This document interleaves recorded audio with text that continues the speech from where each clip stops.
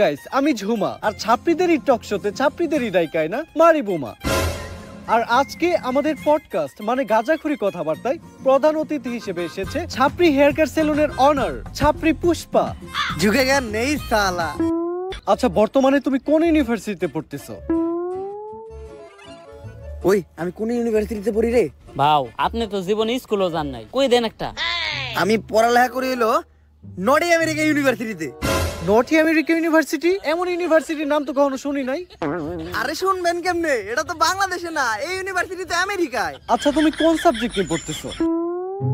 আমি তো পড়তেছি সায়েন্স নিয়ে। ও মাই গড, সায়েন্স। আচ্ছা, তুমি সায়েন্সের কোন সাবজেক্ট নিয়ে পড়তেছো? সায়েন্সে আবার সাবজেক্ট হয়? আসলে আমি তেমন একটা কলেজে যাই না, তো এই পড়ালেখা তেমন একটা করি না, শুধু যাই পরীক্ষাই দেই। তাও আমি পড়তেছি হইলো ক্ষুধার্ত বিজ্ঞান নিয়ে।